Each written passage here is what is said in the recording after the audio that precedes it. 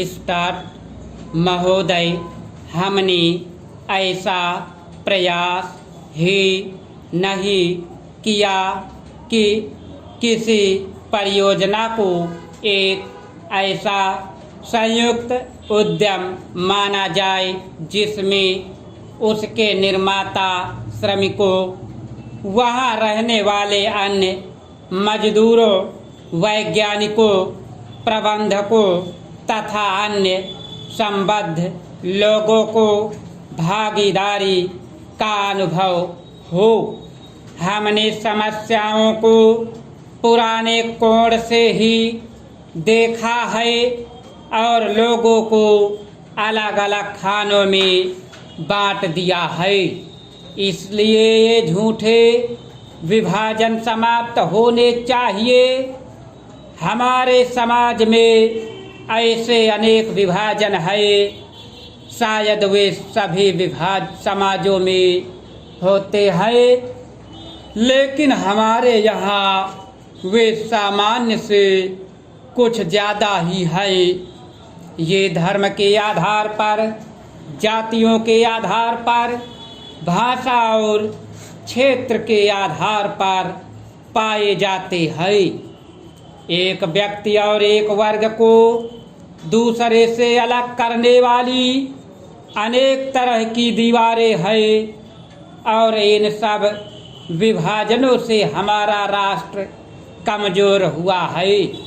स्वतंत्रता आंदोलन के दौरान इन विभाजनों का इस्तेमाल हमारी एकता को तोड़ने के लिए किया जाता था। आज भी उन्हें इन लोगों को कमजोर बनाने के लिए काम में लाया जाता है जो एक होकर खड़े होना चाहते हैं, जो भिन्न भिन्न जातियों और धर्मों के होते हुए भी एक ही उद्देश्य से प्रेरित हैं। हमें यह सावधानी रखनी होगी कि ऐसे लोगों के समूह को कोई भी कमजोर कर सके। हमें ऐसे वर्गों का और विस्तार करने की कोशिश करनी चाहिए जिससे उनके अंतर्गत हमारे और भी अधिक ऐसे लोग आते जाएं जो एक विशेष उद्देश्य को पूरा करने के लिए कृत संकल्प हो, क्योंकि यही देश के हित में है। इसी से देश मजबूत बनेगा, देशवासी मजबूत बनेंगे, जिनके अंतर्गत कोई एक वर्ग ही नहीं है बल्कि सभी वर्गों के लोग हैं।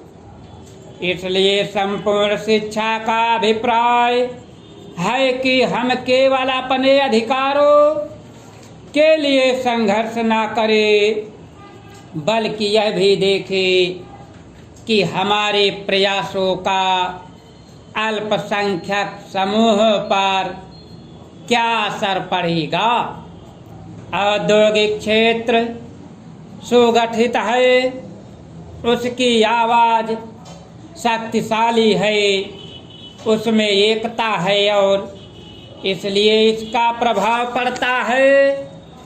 लेकिन हमारे देश में बहुत से ऐसे वर्ग हैं जिनकी आवश्यकताएं अन्य वर्गों से कहीं ज़्यादा महत्व की है, परंतु उनमें एकता नहीं है। उनकी मांग को प्रस्तुत करने वाला कोई नहीं है और उन्हें शायद पता तक नहीं होता कि उनकी कुछ मांगे भी हैं, लेकिन केवल इसी कारण से उनकी उपेक्षा नहीं की जा सकती। हम यह नहीं कह सकते कि उनकी कोई मांगे नहीं है। उपाध्यक्ष महोदय, अगर भारत की आर्थिक व्यवस्था को हम देखें तो यह कहने में कोई त्रुटि नहीं होगी कि कृषि उसका आधार है। किसी भी देश की सामाजिक और आर्थिक स्थिति उस देश की भूमि की उत्पादन शक्ति पर निर्भर करती है। यदि भूमि की उत्पादन शक्ति में कोई कमी हो जाती है तो उस देश की आर्थिक और सामाजिक स्थिति में भी कुछ परिवर्तन आरंभ हो जाता है। कृषि भारत के लिए एक आर्थिक व्यवस्था ही नहीं है, यह एक संस्कृति भी है। जो लोग आंदोलन में विश्वास रखते हैं, इनको पता ही होगा कि जितने भी आंदोलन इस देश में होते हैं वे समाज के नाम से, धर्म के नाम से, जाति के नाम से या राजनीति के नाम से होते हैं। ऐसे आंदोलनों में कोई भी समाज शामिल हो, लेकिन कृषि समाज उसमें शामिल नहीं होता है। उस आंदोलन के साथ कृषि समाज की सहानुभूति भी नहीं होती है। इसलिए यदि सभी बातों को ध्यान में रखकर हम देखें तो इस देश के लिए आवश्यक यह होगा कि हमारी संस्कृति की रक्षा के लिए और जीवन प्रणाली की रक्षा के लिए कृषि पर विशेष ध्यान दिया जाए। कृषि के क्षेत्र में इस वर्ष काफी प्रगति हुई है। यदि आप 1801 से 1901 तक का काल देखें तो आप देखेंगे कि हमारे देश में 31 अकाल पड़े, जिनमें 4 करोड़ लोग मरे।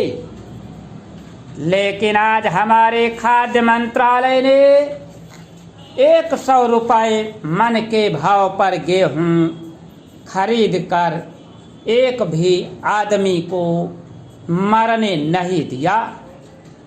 इसके लिए हमारा खाद्य मंत्रालय बधाई का पात्र है। एक बात मैं विशेष रूप से इस अवसर पर कहना चाहता हूँ, आजकल हम लोग मानव शक्ति पर ज़्यादा ध्यान ना देकर पूंजी पर ज़्यादा निर्भर रहने की कोशिश करते हैं। आपको याद होगा लगभग 5 दशक पहले मैं जापान की आर्थिक व्यवस्था बिगड़ गई थी, लेकिन वहाँ के 60 लाख काश्तकारों ने कृषि शिक्षा के बल पर इतना अनाज पैदा करके दिखलाया कि आज वे 10 करोड़ आदमियों का पालन पोषण कर रहे हैं। वहाँ पर 30 ऐसे विश्वविद्यालय हैं जिनमें कृषि की शिक्षा दी जाती है, जिनमें 16,000 छात्र प्रतिवर्ष शिक्षा प्राप्त करके निकलते हैं। आज हमारे देश में पर्याप्त कृषि विश्वविद्यालय स्थापित हो चुके हैं। हमारे देश की 120 करोड़ जनसंख्या को दृष्टि में रखते हुए जापान एक बहुत छोटा सा राज्य है, शायद हमारे राजस्थान से कुछ ही बड़ा है। उपाध्यक्ष महोदय, यह ठीक है कि हम प्रगतिशील हैं, लेकिन हमारी गति में तेजी आनी चाहिए। श्रम की तरफ हमारा अधिक ध्यान जाना चाहिए। जो पंचवर्षीय योजनाएं हमने बनाई हैं उनमें हमारा लक्ष्य केवल यह नहीं था कि हम अधिक अन्न पैदा करें, हमारा लक्ष्य यह भी था कि स्टॉक